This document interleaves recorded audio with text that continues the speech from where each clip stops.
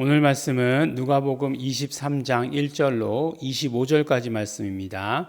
함께 읽겠습니다. 무리가 다 일어나 예수를 빌라도에게 끌고 가서 고소하여 가로되 우리가 이 사람을 보매 우리 백성을 미혹하고 가이사에게 세 바치는 것을 금하며 자칭 왕 그리스도라 하더이다 하니 빌라도가 예수께 물어 가로되 내가 유대인의 왕이냐 대답하여 가라사대 내 말이 옳도다.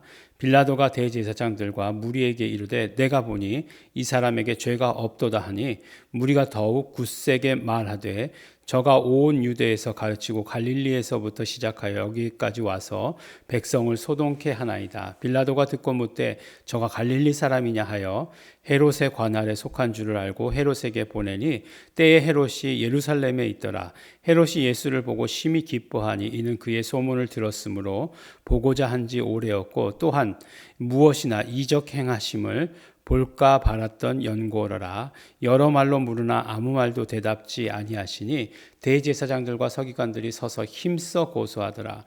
헤롯이 그 군병들과 함께 예수를 업신 여기며 희롱하고 빛난 옷을 입혀 빌라도에게 도로 보내니 헤롯과 빌라도가 전에는 원수이었으나 당일에 서로 친구가 되니라.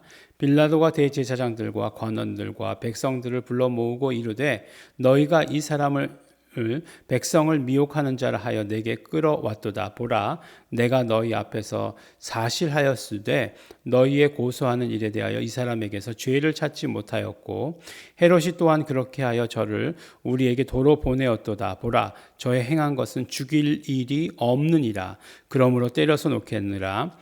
무리가 일제히 소리질러 가로되 이 사람을 없이 하여 바라바를 우리에게 놓아 주소서 하니 이 바라바는 성중에서 일어난 밀란과 살인을 인하여 옥에 갇힌 자로라. 빌라도는 예수를 놓고자 하여 다시 저희에게 말하되 저희는 소리질러 가로되 저를 십자가에 못 박게 하소서 십자가에 못 박게 하소서 하는지라. 빌라도가 세 번째 말하되 이 사람이 무슨 악한 일을 하였느냐 나는 그 죽일 죄를 찾지 못하였나니 때려서 놓으리라 한데 저희가 큰 소리로 재촉하여 십자가에 못 박기를 구하니 저희의 소리가 이긴지라. 이에 빌라도가 저희의 구하는 대로 하기를 언도하고 저희의 구하는 자 곧 밀란과 살인을 인하여 옥에 갇힌 자를 놓고 예수를 넘겨주어 저희 뜻대로 하게 하니라. 아멘. 예수님께서 이제 붙잡히시고 이제 빌라도에게 사형 언도를 받으십니다. 어떨 때 참 빌라도를 보면 되게 억울하겠다라고 하는 생각도 들어요. 왜냐하면 세 번이나 예수님에 대해서 죄가 없다, 나는 죄를 못 찾겠다라고 이렇게 이야기했는데도 유대인들이 결국은 이렇게 막 그 폭동을 일으키려고 하는, 왜냐하면 그 전에도 그런 일들이 있었으니까. 근데 그런 일들이 있으면 유대 총독으로서 본인이 어려워지니까 세 번이나 부인했는데도 불구하고 마지막에는 결국 사형 언도를 내리게 되는, 바라바라고 하는 엄청난 눈에 보이는 그런 죄인이 있었음에도 불구하고 그 사람 대신해서 예수님을 그 십자가에 못 박으라고 언도하는 그런 일들. 신앙 고백이 나오잖아요. 빌라도에게 고난을 받으사. 이렇게 나오니까 그 몇천 년간, 또 앞으로도 계속 이 신앙 고백이 그 사도신경이 계속해서 이어질 때에 빌라도는 예수님을 죽인 장본인으로서 계속해서 우리 기억에 남게 되는 거죠. 그래서 억울하겠다라고 생각되지만, 그러나 결국 마찬가지죠. 그 결에 서 있는 사람들, 가룟 유다, 빌라도, 헤롯, 뭐 이런 그 결에 서 있는 사람들 억울하겠다라고 하는 생각도 들지만, 그렇지만 그 불의의 병기로 쓰임 받는 것, 결국은 마지막엔 자기의 선택이라고 하는 것 이야기할 수 있습니다. 근데 이제 어제도 말씀드렸지만 이제 어제는 예수님이 붙잡히시고 산헤드린 공회에서 신문을 받으셨어요. 이제 대제사장들 앞에서 그리고 공회원들 앞에서. 그 다음에 이제 그들이 빌라도에게 넘겨준 이유는 뭐라고 말씀드렸죠? 그들에겐 사람을 죽일 수 있는 권한이 없었기 때문에. 그래서 이제 로마의 총독인 빌라도에게 데리고 간 거죠. 그래서 막 신문을 하다가 보니까 결국 뭐라고 얘기하냐면 이제 막 고발하기를 스스로 왕이라고 얘기하고 그리스도라고 얘기합니다. 그 다음에 그 가이사에게 세를 바치는 것도 금하였다. 예수님께서 금하였던가요? 예. 가이사의 것은 가이사에게, 예. 하나님의 것은 하나님에게라고 말씀하셨지 언제 금하신 적이 없는데 이렇게 이제 고발을 한 거죠. 근데 묻습니다. 빌라도가 예수님께 그러면 네가 유대인의 왕이냐? 아니 왕이냐? 왕이라고 이제 저거 했는데 유대인의 왕이냐라고 물어봐요. 그러니까 예수님께서 뭐라고 말씀하시냐면 내 말이 옳도다라고 이렇게 얘기합니다. 우리가 어저께 안 것도 뭐죠? 예수는 그리스도시고 예수는 하나님의 아들이시다라고 하는 사실이 이 법정에서 밝혀졌잖아요.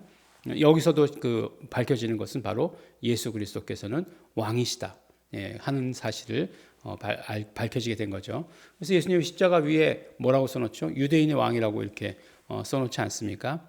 예수님은 왕으로 오셨어요. 마태복음은 그것을 굉장히 강조하고 있죠. 그래서 다윗의 자손이라고 하는 것을 굉장히 강조하고 있는 것이죠.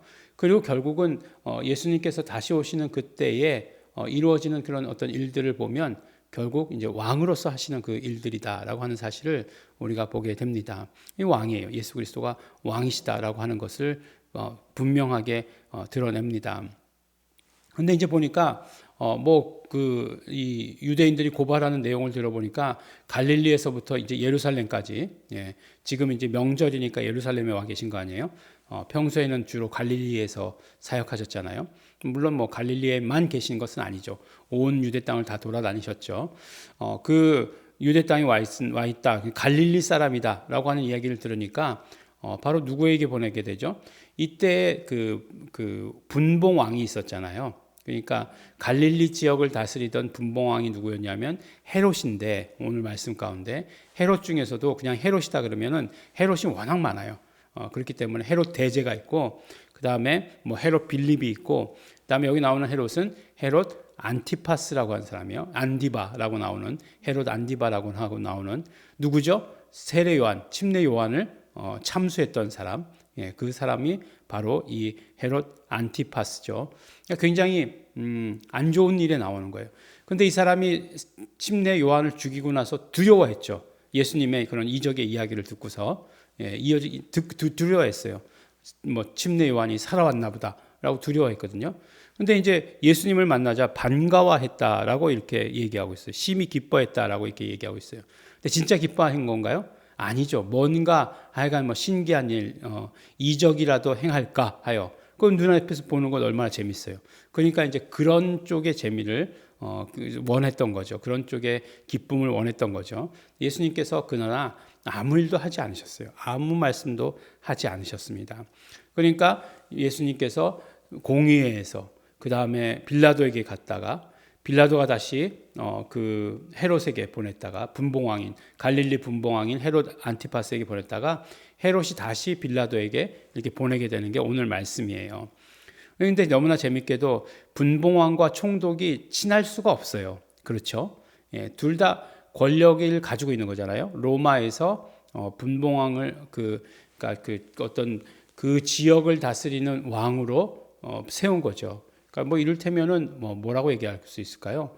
뭐 지역의 왕인 거죠. 그러니까 뭐 진짜 왕은 아닌 거잖아요. 진짜 왕은 로마 황제가 진짜 왕인 거고, 그 다음에 이제 세운 그 지역을 관할하는 왕이니까 뭐 이를테면은 뭐 재벌로 따지면 경영사장 뭐 이 정도가 됐겠죠.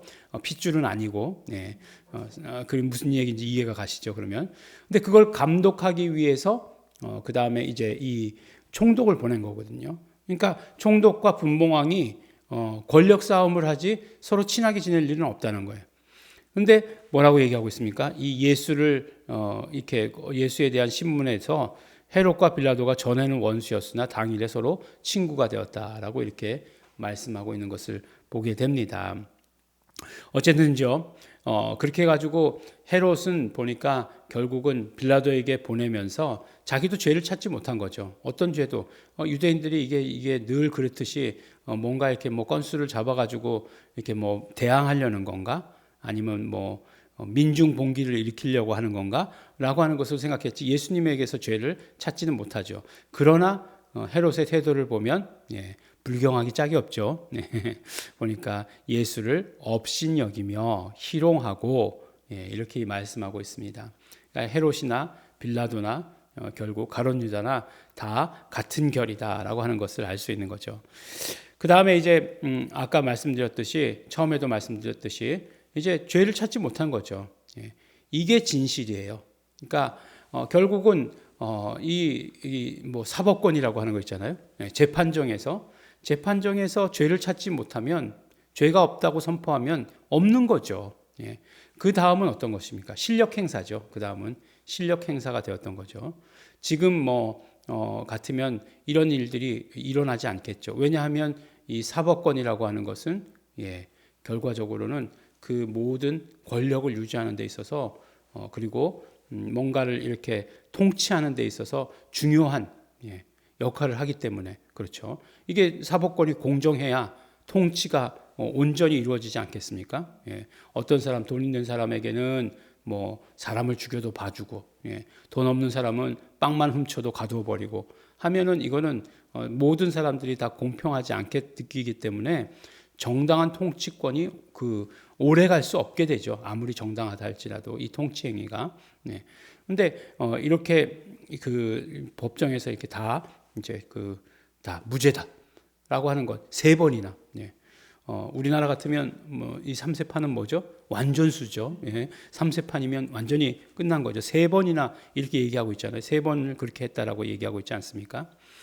그래서 예수님께서 결국에는 십자가를 지시죠. 이것은 근데 물론 하나님의 그런 어떤 섭리 가운데 경륜 가운데 있는 일이에요. 그렇기 때문에 이것을 거스리는 것은 말도 안 되는 일이죠. 이 모든 일들에 있어서도 주도권은 언제나 예수님께 있었던 것이죠. 근데 이제 이 빌라도 앞에서 신문하신 것, 예수님께서 대답하신 것에 대해서 디모데전서에서 이렇게 말씀하고 있어요. 만물을 살게 하신 하나님 앞과 본디오 빌라도를 향하여 선한 증거로 증거하신 그리스도 예수 앞에서 너를 명하노니라고 이렇게 얘기하고 있어요. 이게 이제 어디 나오는 말씀이냐면 우리가 디모데전서 6장에서 아주 잘 아는 말씀이 있어요. 너 하나님의 사람아라고 하는 것. 디모데를 그렇게 부른 부분이죠. 거긴 잘 알아요. 근데 그 다음에 어떤 명령을 하셨는지는 잘 기억이 안 나는 거죠. 너 하나님의 사람아, 믿음의 선한 싸움을 싸워라 라고 얘기하면서 하신 말씀이에요. 그리고 많은 증인들 앞에서 선한 증거를 해라 라고 말씀하시면서 권면하시면서 하신 말씀이 예수님도 빌라도 앞에서 선한 증거로 증거하셨다라고 이렇게 얘기하는 거예요. 근데 우리는 이제 증거로 증거하셨다라고 얘기하니까 이제 조금 헷갈리는데 조금 자세히 헬라어 성경으로 보면 선한 증거라고 하는 것은 선한 고백, 호몰로기아를 말하는 거예요. 선한 고백을 얘기하는 거예요. 그러면 증거하였다라고 하는 것은 그 법적 용어죠. 증거하였다. 마루투레오라고 이렇게 얘기하죠. 마루투레오라고 이렇게 동사형으로 이렇게 얘기하는데 결국 그 증거하다에서 뭐예요? 마루투로에서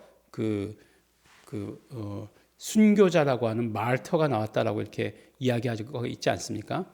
그래서 이제 저는 처음에 생각하기를 그렇지. 이제 초대교회에서 예수 그리스도에 대한 증거를 하다가 결국은 이 고백을 통해서 증거하는 거예요. 고백을 통해서 증거하다가 죽었잖아요. 그러니까 모든 고난과 어떤 믿음의 선한 싸움을 하라는 것은 결국은 어떤 이야기예요? 그 밑에 깔려 있는 이야기는 고난과 핍박이 있다는 얘기잖아요. 그 고난과 핍박 가운데에서도 고백을 하면 그것이 증거가 되는 거잖아요. 위트니스 하는 거 증거가 되는 거잖아요. 호몰로교. 그러니까 고백이 증거가 되는 거예요. 근데 그렇게 하면 어떻게 되었어요? 죽었다는 거예요. 고백이 증거가 되고 그러면 죽었다는 거예요. 그래서 결국은 증거하다는 결국은 순교자라고 하는 단어가 되었어요. 근데 그래서 1세기 때의 그런 어떤 초대교인들, 1세기, 2세기 때의 초대교인들의 일이라고 이렇게 생각했는데 디모데전서에서 보면은 결국은 사도 바울이 쓴 이 편지잖아요. 사도 바울은 예수 그리스도가 빌라도 앞에서 증거한 것이 십자가의 죽음으로 연결되었다라고 이렇게 말씀하시는 거예요. 그러니까 증거하는 거, 마루투레오 한 것이 결국은 십자가의 죽음으로 연결되었다라고 하는 것을 이야기해 주시는 거예요. 그래서 가장 먼저 증거와 결국은 죽음으로 연결되신 분은 예수 그리스도시다라고 하는 것을 말씀했더라고요. 예. 그래서 이걸 발견하고 나서 이게 결국은 증인이 순교자가 되는 것은 예수님이 제일 첫 번째 하신 일이구나 라고 이렇게 하신 것을 알게 된 거죠. 그러니까 본디오 빌라도 앞에서 선한 고백을 하셨다라고 하는 것. 예. 예수님께서는 계속해서 당신이 누구이신가를 이야기한 것이 선한 고백이에요. 예. 그래서 예수가 그리스도시고 예수가 하나님의 아들이시고 오늘은 뭐라고요? 예수가 왕이시다라고 하는 그 사실을 고백한 것으로 인해서 예수님은 어떻게 돼요? 십자가의 길로 가셨다라고 하는 것을 사도 바울은 그렇게 생각하고 있고 그렇게 말하고 있는 것이라는 거죠. 그러니까 오늘 빌라도 앞에서 예수님께서 하신 이 선한 고백이 그것이 증거가 되고 증거는 십자가의 길이 되었다라고 이렇게 말씀하고 있습니다. 우리에게는 어떻게 적용될 수 있을까요? 우리에게는 지금 우리가 아무리 고백해도 그리고 고백으로 증거해도 죽음에 이르진 않죠. 죽음에 이르진 않아요. 사람들의 입에 입방정에 오르죠. 사람들이 나쁘게 이야기하거나 사람들이 썰렁하게 이야기하거나 하지 결코 죽음에 이르진 않죠. 그런데 우리는 죽음보다 그게 더 두렵죠. 그래서 우리가 고백을 하지 않죠. 그러니까 고백을 하지 않으니까 죽을 일도 없는 거죠. 그러니까 뭐 다 좋은 건가요? 그렇지 않죠. 그 바울의 명령은 믿음의 선한 싸움을 싸우고 많은 증인들 앞에서 선한 증거를 드러내라 라고 이렇게 말씀하시는 것이 바로 이 말씀, 이 상황을 그리면서 하신 말씀이다라고 하는 거예요.